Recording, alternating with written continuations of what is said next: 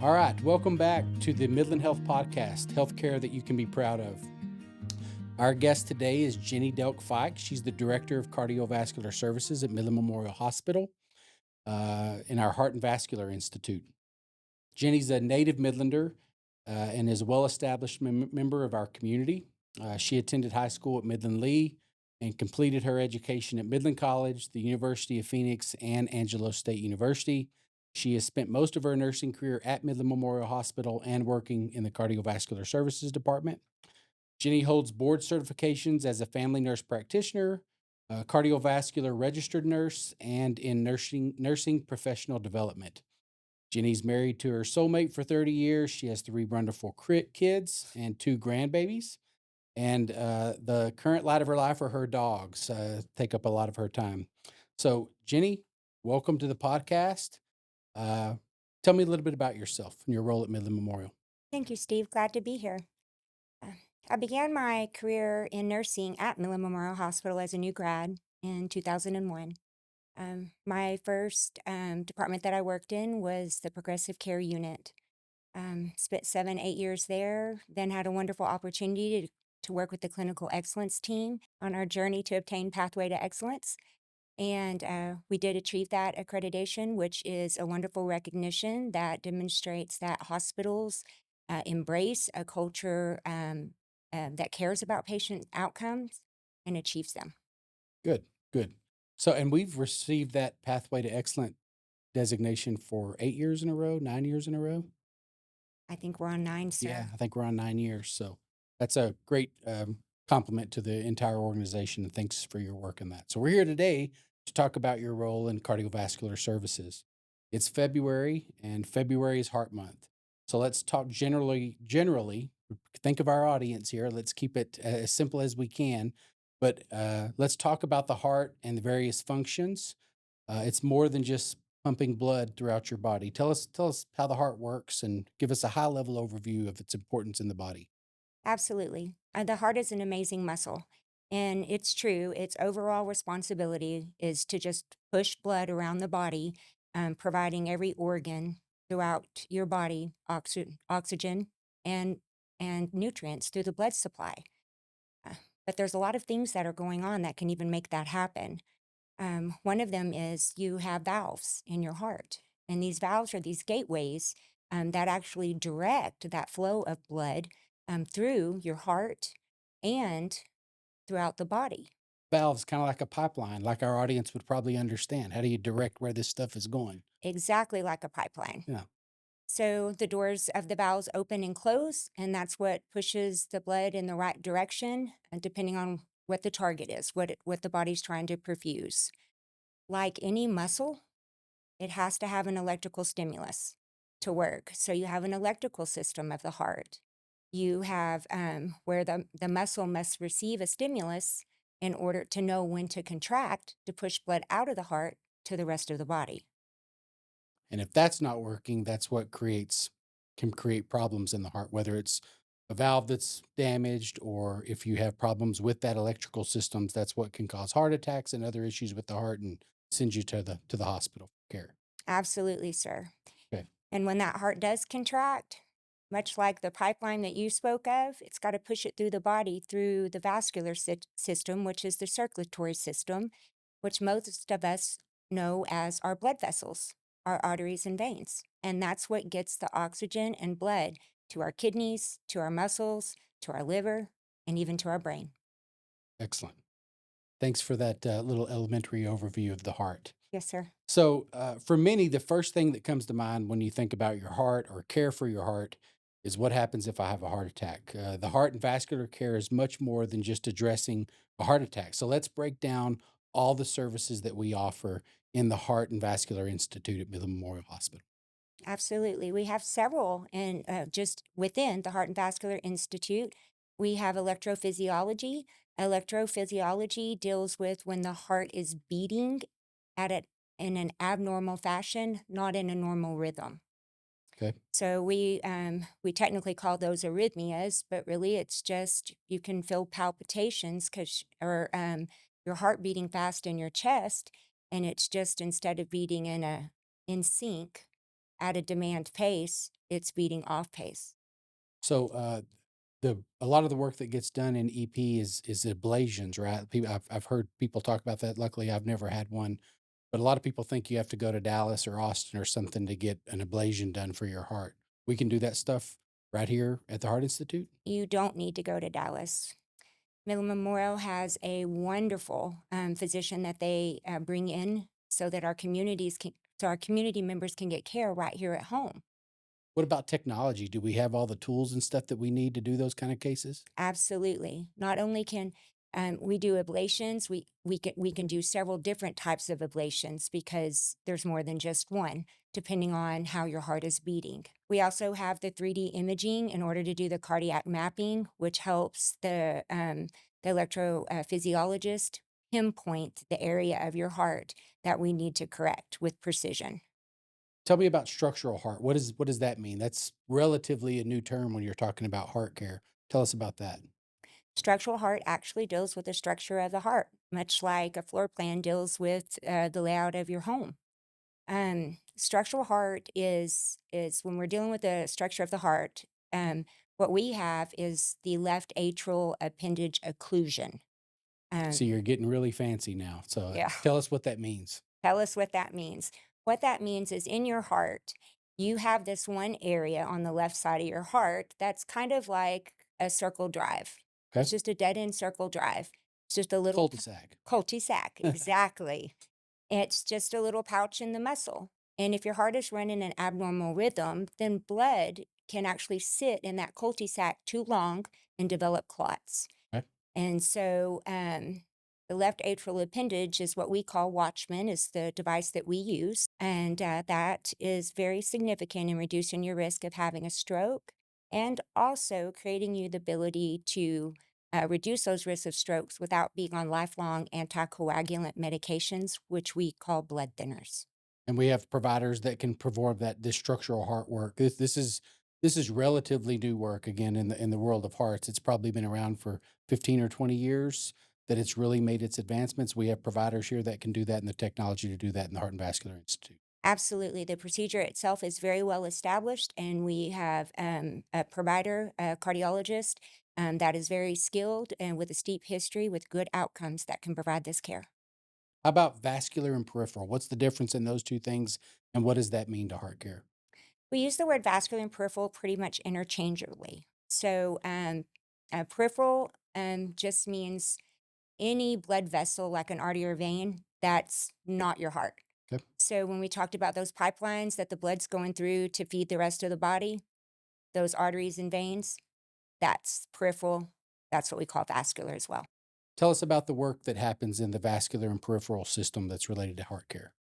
In the peripheral um, vascular system, which is those blood vessels and arteries that aren't your heart. So here in your hand down to your legs, you can develop blockages in those or get blood clots in those areas, and that will reduce the oxygen supply and blood flow to that area. Take your legs, for example. If you have a blockage in your legs, then your leg's going to turn pale. You're not going to be able to get good blood flow. It'll start to ache. And if you don't get blood flow reestablished down into that area, then the tissue can begin to die. Okay. And that's when things like amputations could even potentially happen if you don't get blood flow and oxygen into those parts of the body. You are correct, sir. Okay. What about an aneurysm? Tell us about how that plays into the peripheral vascular system. An aneurysm, the most common one that people are aware of is the abdominal aortic aneurysm. So, off your heart, you have a big vessel. It's the biggest vessel that travels down the center and it feeds all of the smaller vessels. So, if you have a prolonged uncontrolled high blood pressure or even a family history, you can have those blood vessels can become weak. They're just not as stiff and sturdy, so they kind of pouch out. And so, if that pouching gets too big, the blood vessel itself can rupture. So, in that case, we go in and put what I kind of call a girdle over it, keep it from expanding out too far, and provide the vessel wall stability to not break. Well, tell us about some other procedures that we do in the Heart Institute, angioplasty, embolization. arthrectomies. Tell us about some of those things that people may hear on the news, or if you watch The Pit or some of these television shows where they're in healthcare settings. Tell us what those things are that we hear a lot about. They're big fancy words, but they can simply be broken down. We do a lot of things. We can go in and we can open a blood vessel with a stent. And a stent is that's exactly what it's doing. It's going on the inside of the vessel wall. We expand it out, and then it holds the vessel open so blood can freely pass through, essentially creating a bigger circumference in the pipeline. Okay. We do ablations. Ablations is where we can go in. A lot of your blockages happen because of plaque buildup from like cholesterol deposits. Mhm. And so we can go in and we can kind of break that plaque up, just kind of either through RF radio frequencies where we do like lithotripsies. That's very simply put, that's just kind of a vibration that causes cracks in the calcium, and so that we can remove it.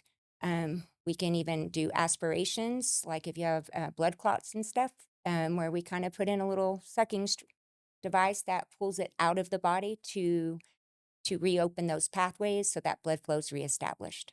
Lithotripsy is most common and used for kidney stones. That's where I've heard it for. But now they're using that in the heart to break up the plaque, and they capture it as it breaks up so that it doesn't flow through the body, because that's what could cause a stroke. It could cause other bad outcomes if those plaque buildups break free and run through the body. So they have a way of capturing those when they use that radio frequency to break up those plaque deposits, right? I'm very impressed. Oh, yeah. Yes, sir, I that is had a correct. good teacher. It's we don't just have it for the heart. We have it for the vascular system too. So we have one that does the heart, and then we have one that can do the vascular. So we can do it in any um, blood blood vessel throughout your body. So let's talk about coronary. Coronary, we just talked about vascular and peripheral, which you said are all the blood vessels that are outside peripheral to the heart. Coronary is actually the heart. So tell us about things that happen there. Heart failure, what causes some of those? What are the things that we should consider when we're talking about coronary or the heart actually? The heart is fed by a series of blood vessels, just like the body's fed by a series of blood vessels. Coronary artery disease is the most one of the most common things that leads to some heart problems. This happens when you get blockages in the arteries that feed the heart itself. Um, when that blockage becomes significant enough, it can reduce blood flow to the heart muscle, and that's when people have signs and symptoms of a heart attack, such as chest pain, shortness of breath.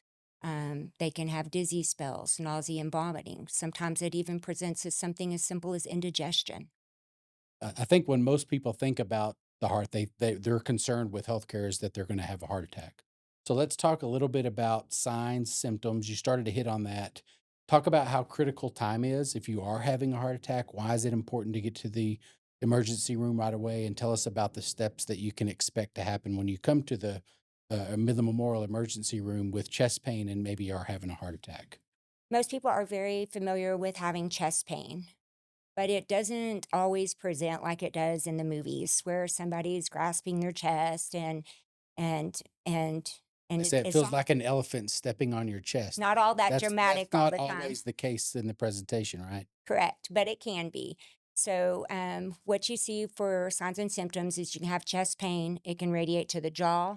It can radiate to the left arm. Again, you can have indigestion, nausea, vomiting, vague fatigue-like symptoms, shortness of breath, and even dizziness. What happens when they hit the emergency room door and share that they're having chest pains? The most important thing to remember if you're thinking you're having a heart attack is we call it time is muscle.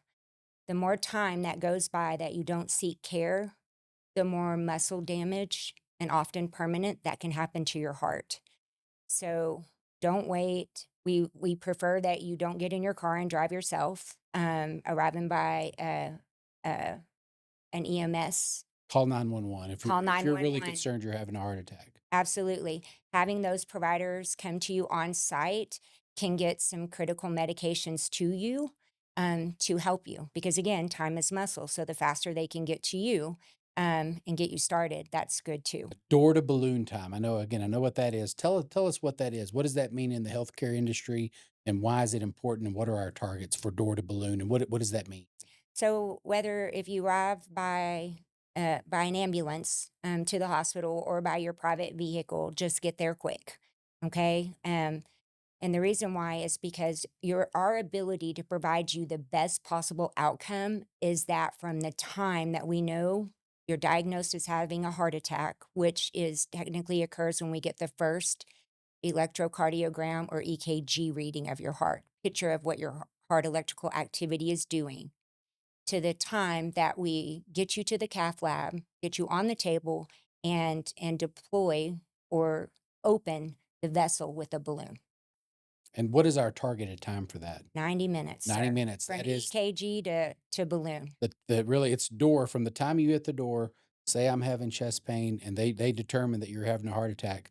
The goal is to deploy that balloon and open up that vessel or aorta, whatever it is that's blocked. You want that to happen within 90 minutes. 90 minutes. And we even break it down further in our facility. So from the time you come into the door, we want that EKG and diagnosis in 10 minutes, and we want you on the cath lab table in 30, and we want the artery opened in 90. And that's a metric that we always hit. It's very common. As long as we are able to assess that they're having a heart attack, they're on the door. And that's whether it happens at 2 o'clock on a Tuesday afternoon or if it happens at 3 in the morning on a Sunday night. They're going to expect that the patient should expect the same level of care regardless of when it happens. We have physicians on call, we have staff that are on call. And when the ER says we have an active heart attack, our team descends upon the hospital and is ready to go, and they're ready to deploy that balloon within that 90-minute time. That is correct. We have a highly skilled team that's readily available 24/7, 365 days a year. Tell us, patient outcomes obviously are really important. I know we've had some recognitions related to door to balloon and some other things. Tell us about complications, readmissions, what our success rate is, and a couple of those AHA awards that we've been given many times over the 17 years I've been at the hospital. Yes, sir. We're very good at heart attack care. Absolutely, we are. The American Heart Association, as they get with the guidelines, recognition and awards where they recognize hospitals for high performing, their high performance with dealing with heart attacks. We've won the gold and the gold plus for heart attacks for over 8 years straight in a row, and even further back than Yeah. that. So we have been recognized for the work that we do in heart attack care as well. Tell us about the amount of work that happens in the Heart and Vascular Institute. I mean, we don't have 25 heart attacks every day coming into the ER. You guys do a lot of stuff. How much work happens in there? What's your case volume? How many physicians do you have running in and out of there? Tell us a little bit about what happens inside the walls of the Heart and Vascular Institute. Inside the walls of the Heart and Vascular Institute, we have cardiologists, we have cardiothoracic surgeons, and then we have vascular surgeon, and then of course we also have the electrophysiologist. Um, so all four of those service lines are providing care in the Heart and Vascular Institute. So when we're not helping people have a heart attack, we're helping identify blockage in arteries and getting people early treatment so that we can correct things before they have a heart Cool. attack. How many cases do you think we do annually in the Heart and Vascular Institute? With all four service lines, we sit about 2,900 a year. Tell us about recovery time. Somebody has a heart attack, they come in, we deliver great care as we expect to do. You get that door to balloon, we hit our 90-minute mark. What happens after? After we open up your artery, we do admit you as an inpatient on the floor, and you will usually spend 1 to 3 days with us. This is an important time for recovery. It's your number one complication that can happen after a heart attack is that if we use a stent to open the artery, it could collapse and cause a blockage again. So we want to monitor for that. You could also, your heart, because of the damage the muscle wall has taken, can start running that abnormal rhythm, that rhythm that's not beating in the right pace. We want to monitor you for that.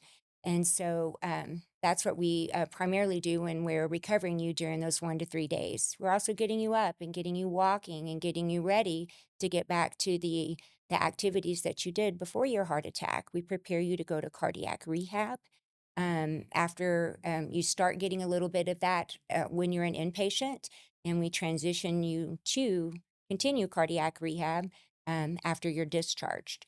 We have a lifestyle medicine center where we look at getting you into that, where we're talking about preventing the things that cause the heart attack to begin with, like implementing lifestyle changes, such as increasing your exercise, eating a healthier diet, controlling your weight, not doing things like smoking um, uh, or drinking too much alcohol. So all those stats and everything that you guys are doing in the Heart and Vascular Institute are really impressive. So tell us what sets the Heart and Vascular Institute at Midland Memorial Hospital. What sets that apart? Why would somebody make the decision if it's not certainly not an emergency? There are instances where you may not have a choice, but if you have the choice to go here or go to a big metropolitan area, tell us why is it valuable to stay in Midland for that care? Well, I think it's always valuable to stay in Midland simply because these are the providers that the doctors that you know. You're usually already established with them, have relationships with them, your family's here. And if you're in Midland, they get to be a part of your care and included. We have most wonderful resources here. We talked about some of those, the Lifestyle Medicine Center and cardiac rehab. And both of those things are very important. If you go, and also time, we talked about time. Takes time to travel. Not every condition has enough time to travel. And honestly, Steve, I just don't know why you would. We've got highly skilled doctors right here. And if we don't have them here every day, we've made arrangements to bring in these specialists so that our community members can get the care that they need right here at home. When you get care outside of here, if you come back and you present with a complication or have a complication, you end up with us anyway, and we have to manage that. And so we'd like to know as much about you from the get go so that we can make sure that your outcome is as great as it can be. I think our physicians at Midland Memorial, the cardiologist, vascular surgeons, whoever it is, have obviously very wide capabilities. But there are things that maybe can't be done at Midland Memorial. What I think I want our listeners to know is that our physicians are really honest with themselves about their capabilities and the capabilities of the hospital. And if somebody does need to be transferred out of our facility, we have relationships with organizations across the state that have those capabilities, and we'll get you transferred if it's necessary. But I really liked your point. We'll talk about it more in another service line that comes up a lot. But if you go to Dallas to get some care done and it all goes well and you come back and have a complication, and complications are a part of healthcare, things happen, everybody's different. And you're having a problem, you may not be able to get in your car and drive back to Dallas to get your follow up care. You may end up in our ER with one of our cardiologists. And I know all of our physicians would prefer that if you're going to present with complications, that our team here at Midland Memorial did that work. They know what happened. They can see everything in your chart and our medical record. It's all readily available. If you had work done in out of town, which those things happen sometimes that are not in our control, but if it is in your control, if you present to our hospital for that complication and you had the original work done here, you're going to get a higher level of care because we know what happened when you were here 2 weeks ago before that complication presented itself. So I think that's really important too. I'm glad that you brought up that our physicians know their limits, and they really, really do. Um, our cardiothoracic surgeons. Um, Sometimes people have cardiothoracic surgery is open heart surgery.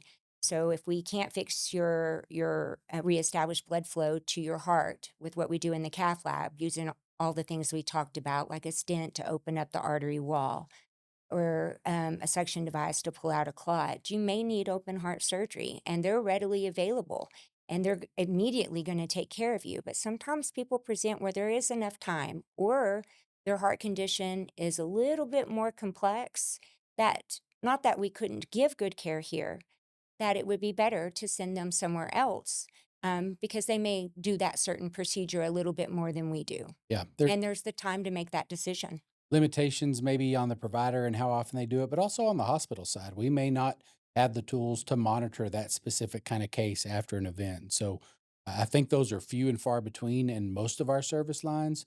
But I think it's important for people to know, like, if we can't do it or we're not confident that this is the best place for them to get it, we do have relationships with Baylor or UMC in Lubbock or wherever it may be. We'll send patients out to make sure they get care at the right location. And we even have the technology to stabilize the patient to safely get them there. All right. So we've covered a lot of ground today. we can't close out the conversation without talking about preventative care. We've talked about all these emergencies and door to balloon time. What do people need to do in their everyday life to avoid having to show up in our emergency room with a heart attack?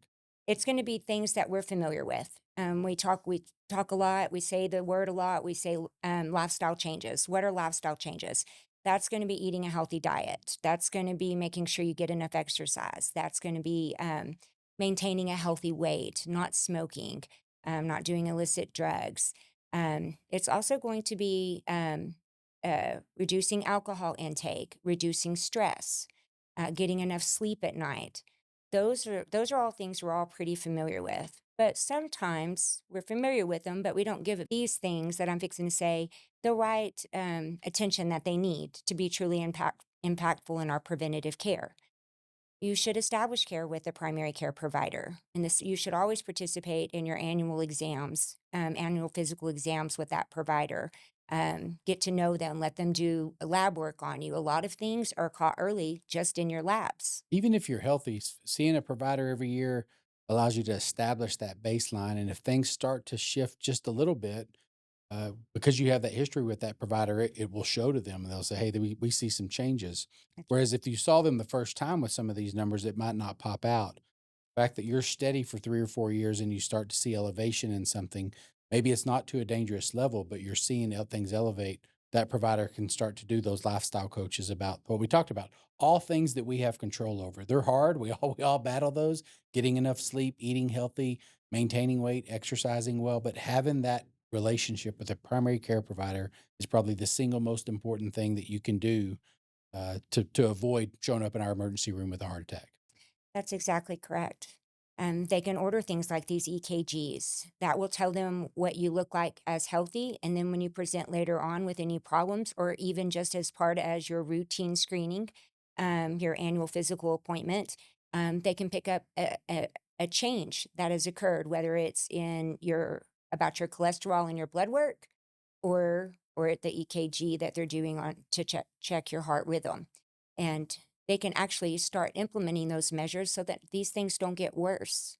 If you don't have a primary care provider and you want to establish a relationship with a primary care provider, Midland Health can help with that. You can call 432-221-DOCS, and we can probably get you into a provider within just a day or so. We have access to almost several of the providers, I'll say primary care providers in the community. We have access to their calendars and schedules. And so if you need to establish that relationship, Midland Health has a central unit of people that take those calls and get you into the provider that you need as quick as possible. Well, Jenny, I want to thank you for coming and talking to us today on our second episode of Midland Health Podcast, Healthcare That Makes You Proud. I hope this has been informative for all of our listeners. It was for me. I learned something new every time I sit and visit with you, whether we're dealing with a problem in the hospital or whatever we're talking about. I always learn something when I sit and talk to you about issues that we're having. So thanks for being a part of our show. I'd really urge the listeners again, if you need access to care when you think you're having a heart attack, come to the Midland Memorial Hospital Emergency Department. We have protocols in place that will make sure that you get the best care possible. We've been recognized for our performance in that work. And if you want to establish a relationship with a primary care provider, dial 432-221-DOCS, and our team will get you connected with a primary care provider right away.